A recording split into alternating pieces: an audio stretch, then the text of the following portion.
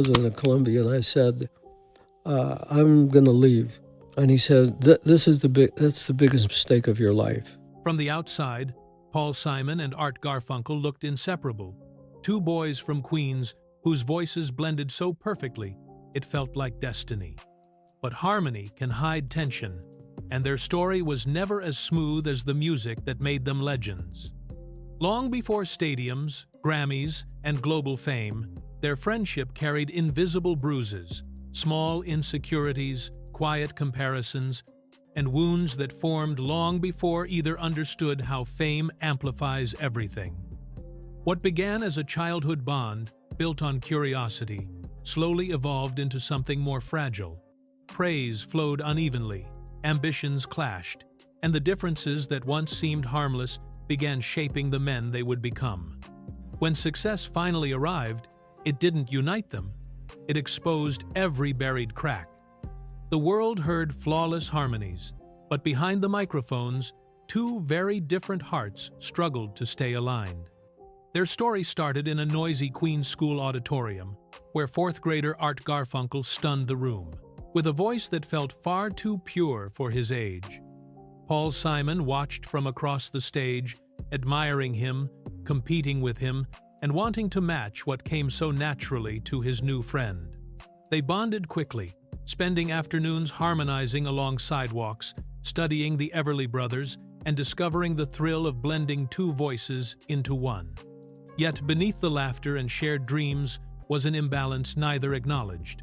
Art was praised for his effortless tone, while Paul worked tirelessly to keep pace, shaping ambition into his craft. What seemed like harmless childhood differences planted deeper emotions, pride, insecurity, and comparison that quietly shaped the foundation of their partnership. The closeness was real, but so were the shadows forming behind it. By 1957, barely teenagers, they stepped into the studio for the first time, armed with $25, raw ambition, and a playful alias, Tom and Jerry. Their single Hey Schoolgirl shocked everyone by selling over 100,000 copies, thrusting them onto American Bandstand and giving them their first glimpse of stardom. For two kids from Queens, it felt like fate had arrived early. But the success vanished quickly. Follow-up singles flopped, record executives lost interest, and the excitement faded into disappointment. More importantly, the brief fame revealed a dividing truth about their personalities. Paul processed setbacks with intense determination, analyzing every step like a strategist. While Art approached music with instinct and openness, their bond stayed intact. But the difference in how they handled success and failure quietly grew. The imbalance, once subtle, now had space to breathe. The first real wound didn't erupt in an argument. It slipped in quietly. In 1958, Paul recorded a solo song under the alias True Taylor, hoping to experiment artistically without risking the duo's fragile momentum. But when Art discovered the truth, the impact was immediate. It wasn't anger, it was betrayal. For Art, the secrecy suggested that Paul was already imagining a future without him. Paul insisted it was harmless curiosity, but the explanation didn't erase the feeling that something sacred had been crossed. They continued performing together, yet the trust between them now carried a thin crack. Neither spoke about it directly, but the tension lingered like a subtle echo beneath every harmony. Years later, during their most intense battles, that early betrayal would return to memory, proving that even small secrets can leave lasting scars. In the early 1960 seconds, determined to rebuild what had slipped away, the duo reunited under their real names and signed with Columbia Records. They poured hope and energy into Wednesday morning, 3 a.m., believing it could finally establish them as serious musicians. Instead, the album disappeared almost instantly, selling only a few thousand copies.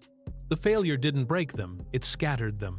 Paul fled to England, performing in coffee houses and refining his writing with a new sense of urgency. Art stayed in New York, finishing his education and wondering whether the dream they once shared still belonged to both of them. They didn't argue or officially split. They drifted on parallel paths fueled by different needs. Neither knew that while they were apart, a forgotten track from that failed album was quietly rising, preparing to change everything they thought they knew. What happened next felt almost unreal. While Paul was in England trying to remake himself as a solo songwriter, and Art remained in New York finishing his studies, something unexpected happened to a song they'd nearly forgotten.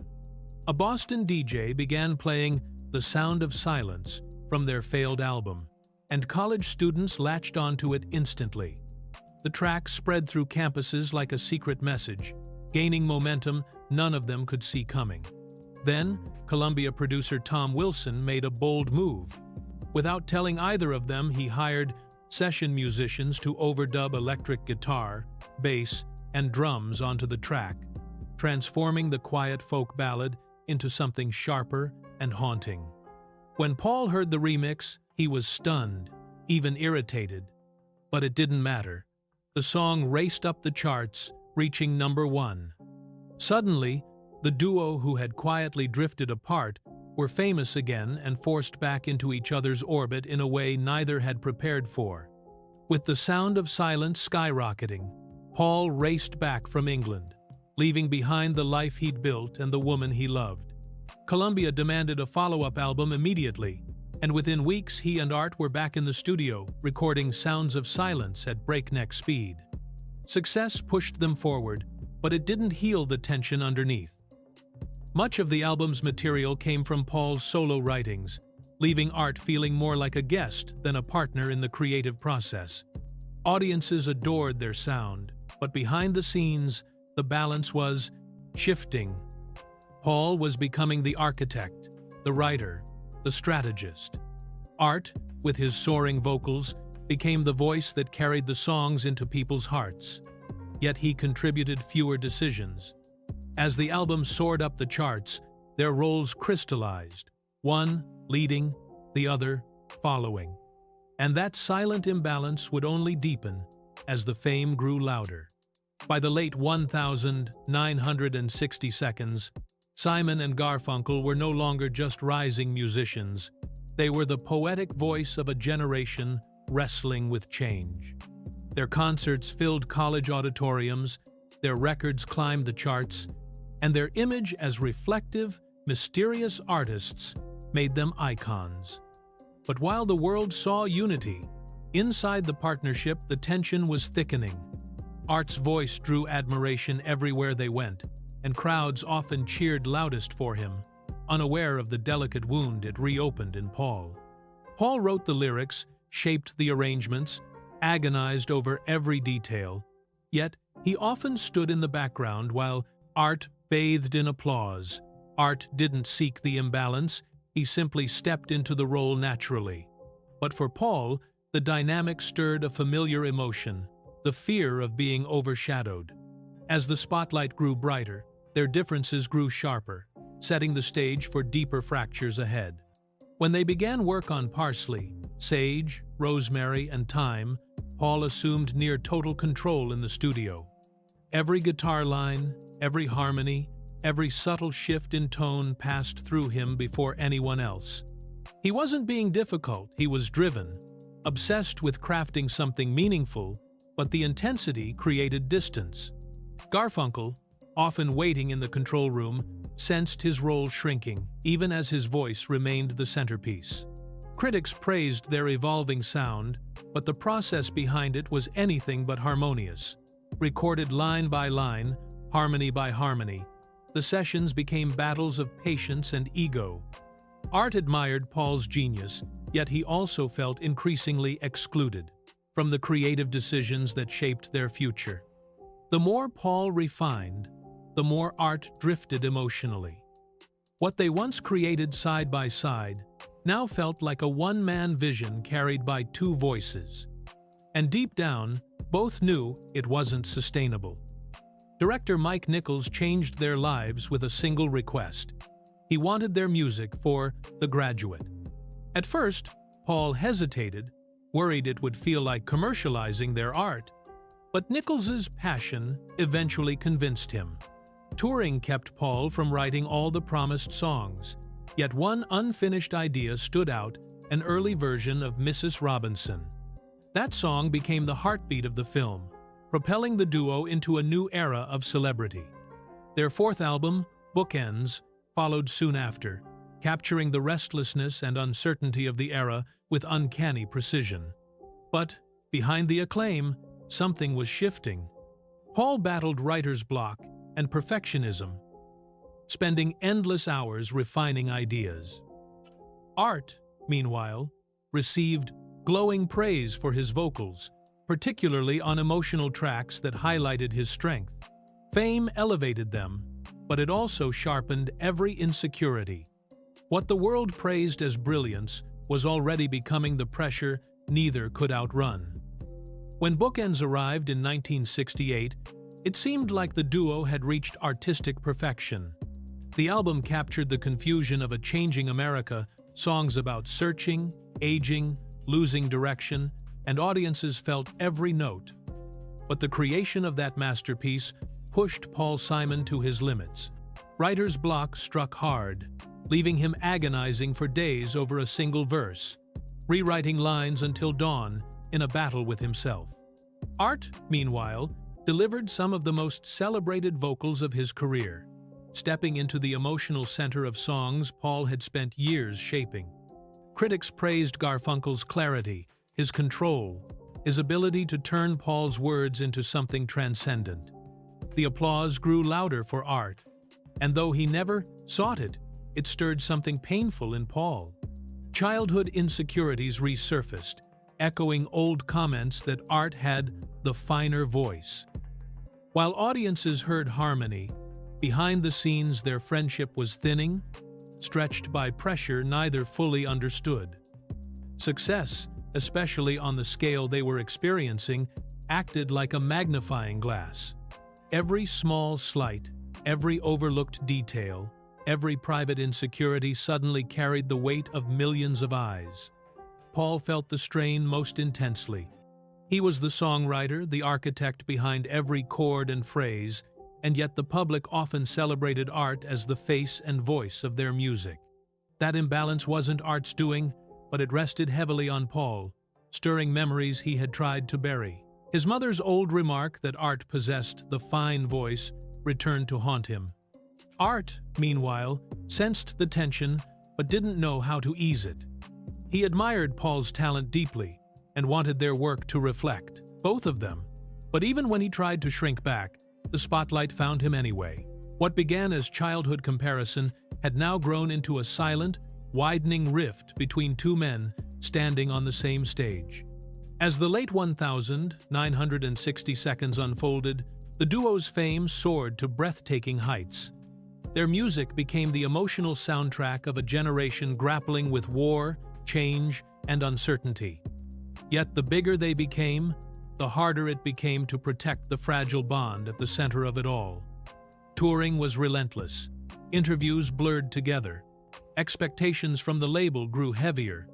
Paul felt the crushing responsibility of being the creative driver, the one who had to deliver the next masterpiece. While Art experienced a different kind of pressure, becoming the image fans adored, the voice they connected with. Neither role was easy, and neither man knew how to say what he truly felt. Instead, frustration simmered quietly. Behind the curtain, they spoke less, avoided difficult conversations, and let misunderstandings accumulate. What once felt like a shared dream now felt like two separate journeys happening side by side, drifting farther apart with each new success. The fracture sharpened in 1969 when director Mike Nichols offered both men roles in his new film Catch-22. Art was cast as Captain Nately, and Paul expected to join him until screenwriter Buck Henry cut Paul's character entirely. Art accepted the role, believing it would last only 6 weeks, but the production dragged on for months, leaving Paul to work on their new music alone. To Simon, it felt like history repeating itself. One partner elevated, while the other was left behind. Paul wasn't angry at Art for taking the role. He was hurt that their careers were no longer moving together. As Paul labored in New York, crafting what would become their final album, resentment settled deep. When Art returned, their once fluid partnership felt stiff, strained, unfamiliar. Fame had pushed them before, but this was different. This time, something meaningful had snapped, and neither knew how to mend it. The making of Bridge Over Troubled Water was both triumphant and tragic. Paul poured his entire creative soul into the album, writing every song and shaping every arrangement. Yet the title track, the emotional centerpiece, was sung not by him, but by Art. Garfunkel delivered a breathtaking performance, one that audiences would remember for generations. But for Paul, watching the crowds rise to their feet for a song he had written alone created a quiet ache he carried every night. Art's absence during much of the album's creation due to the prolonged film shoot made the project feel lopsided. Some tracks featured Art heavily, others barely included him at all. When the album was released in 1970, it became a global phenomenon. Grammys followed, sales surged, and critics proclaimed it their masterpiece. Yet behind the applause, the partnership was dissolving. Success had crowned them both, but it couldn't save what had already broken. By early 1970, Simon and Garfunkel stood at the very top of the music world, yet their friendship was hanging by a thread. The success of Bridge Over Troubled Water created a strange paradox. The higher they climbed, the more strained their connection became. They toured, performed, smiled for cameras, and delivered unforgettable shows. But backstage, the silence grew heavier. Old wounds about credit, trust, and time spent apart hovered between them. The duo didn't fight loudly, they withdrew quietly. Paul felt erased by applause that seemed aimed mostly at Art, while Art felt guilty but unsure how to bridge the gap. Their final concerts together carried a bittersweet tension, as if both men sensed the end approaching but didn't know how to say it. When the tour ended, they simply drifted apart. No explosive breakup, no dramatic speech, just two men walking away from a bond neither could repair. After the Spanta's final show at Forest Hills Stadium, just blocks from where they grew up, the partnership dissolved without ceremony. They didn't argue, negotiate, or explain. They simply stopped. Fame had given them the world, but cost them the friendship that once made everything feel possible. Paul entered the 1,970 seconds with fierce determination, eager to prove he could thrive on his own. His solo career quickly took shape, blending introspective writing with inventive arrangements. Art, meanwhile, explored acting and released albums that highlighted his crystalline voice. Fans hoped the separation was temporary, but both men were already building lives shaped by independence rather than partnership. They never formally announced a breakup, they just lived it. And beneath all the professional achievements, each carried an unspoken ache for what the partnership had once meant, and the knowledge that they couldn't return to it unchanged. Throughout the 1,970 seconds, their paths crossed again and again, almost as if fate refused to let the story end. They reunited for benefit concerts, television appearances, and brief recording projects. Each time, the magic of their harmonies returned instantly, offering a glimpse of the brilliance they once shared. But behind the microphones, nothing truly improved. Old frustrations resurfaced within days. Creative control, vocal distribution, unspoken resentments, they all hovered beneath the surface. In 1975, they recorded My Little Town, releasing it on both of their solo albums, a gesture that thrilled fans but quietly irritated Paul, who had written the song with no intention of reigniting the duo's dynamic. Every reunion felt like a test neither was ready for. They could perform together, yes, but coexistence came at a cost. The music brought them close, the past kept them apart. And with each brief reunion, the emotional distance between them only deepened. The tension reached a painful peak during the early 1980 seconds. After celebrating the massive success of the Central Park concert, record labels pushed the duo to create a new studio album. They tried, but disagreements quickly derailed the sessions. Paul left the project, reshaping the material into his solo album, Hearts and Bones. What Art discovered later cut deeper than almost anything before. Paul had erased Garfunkel's recorded vocals from the tracks entirely. For Art, it felt like a symbolic erasure of their entire history, a deliberate removal of his voice from their shared legacy. Paul defended the decision, saying the album had become a personal statement, but Art saw it as a betrayal too familiar to ignore.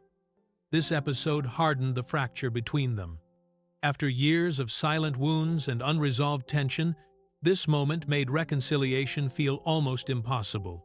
The 1981 Central Park concert remains one of the most legendary performances in American history. More than 500,000 people filled the park, singing, cheering, and believing. They were witnessing a magical rebirth of Simon and Garfunkel. And for a moment, it almost felt true.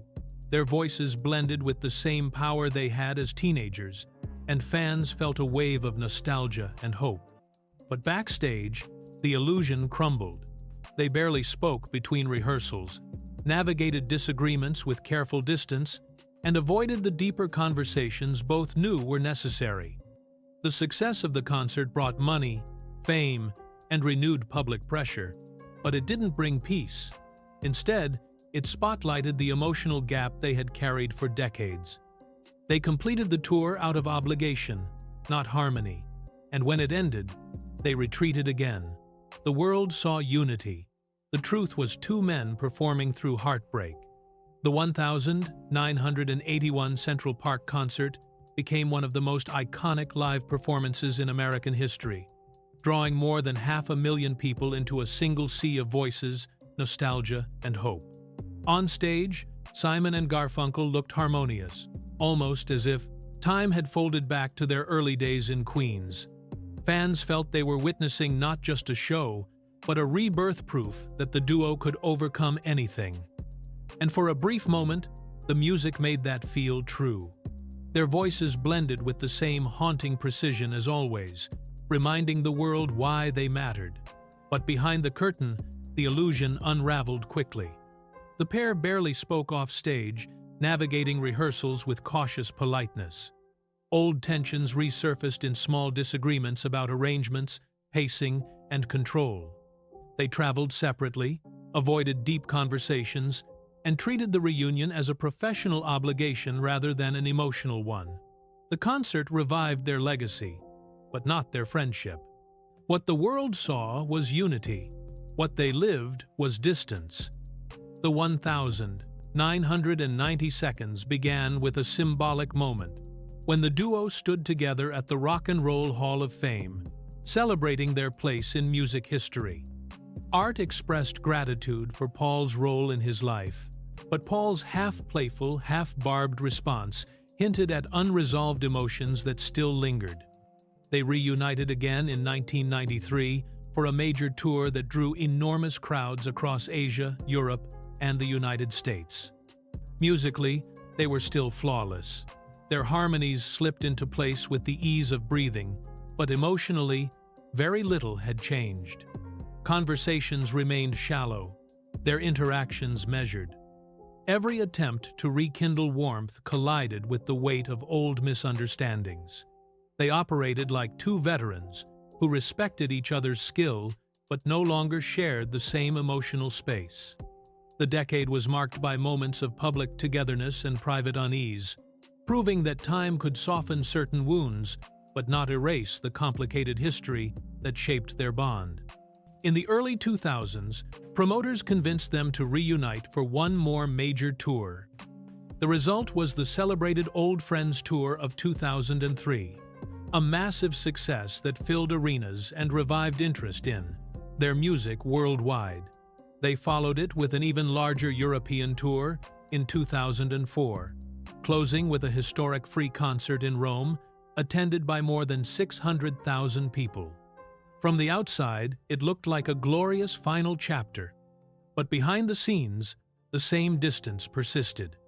They rehearsed separately, managed their schedules cautiously, and avoided the deeper conversations both knew were overdue. Then came the unexpected crisis. In 2010, Garfunkel damaged his vocal cords after choking on a piece of lobster, triggering a condition that weakened his voice dramatically. Their upcoming tour collapsed. On stage, Art struggled painfully. Paul tried to support him, but the imbalance reopened every old wound. The collapse of the tour felt like the symbolic end of their partnership, a sign that time had finally caught up. After the failed 2010 reunion, their relationship slipped into one of the longest silences they had ever known. Paul dedicated himself to solo work, releasing deeply personal albums that explored aging, identity, and legacy. Art fought to rebuild his voice, performing small shows whenever his strength allowed, clinging to the hope that he might one day return to form. In interviews, frustration surfaced. Art accused Paul of arrogance and stubbornness. Paul remarked that performing with Art simply wasn't enjoyable anymore. These comments weren't meant to wound, they were the exhausted truths of two men who had carried unresolved pain for decades. Yet, beneath the bitterness, both harbored quiet regret. They had shared childhood dreams, shaped each other's lives, and created music that outlived generations. What neither admitted aloud was how painful it was to watch the bond dissolve so completely. Fame had pulled them apart. Time kept them that way. By the 2022, age softened what pride and ambition once hardened. Both men felt the pull of reflection, the quiet realization that the battles of their youth no longer mattered as much. In 2024, Garfunkel surprised fans by revealing that he and Paul had finally reconciled in private. He admitted to his own faults, calling himself a fool for some of the decisions he made during their turbulent years. Their reunion wasn't dramatic, it was quiet and genuine, built on shared history rather than shared obligation. They spoke again as the boys they used to be, not the icons the world expected them to remain. For the first time in decades, the conversation felt warm. In early 2025, Art hinted that they might consider performing again, though without commitments. For fans, even the suggestion felt extraordinary. Their bond, bruised but not broken, had found its way back to life. Their story remains one of music's most compelling contradictions. Paul Simon and Art Garfunkel created harmonies that felt divine, yet their partnership was shaped by deeply human flaws: ego, insecurity, timing, and the heavy weight of ambition. Together, they sold over 100 million records, won countless awards, and shaped the emotional landscape of the 1,960 seconds and beyond. Songs like The Sound of Silence, The Boxer, America, and Bridge Over Troubled Water became timeless, capturing loneliness, hope, and longing with unmatched precision. But as artists, they navigated a bond far more complex than fans ever realized. Their friendship wasn't broken by one moment, it was worn down by years of unspoken hurts, shifting power, and the relentless pressures of fame. And yet, even after decades of silence, they found a path back to each other. So what do you believe ultimately hurt them most? Ego, time, or something deeper? Share your thoughts below.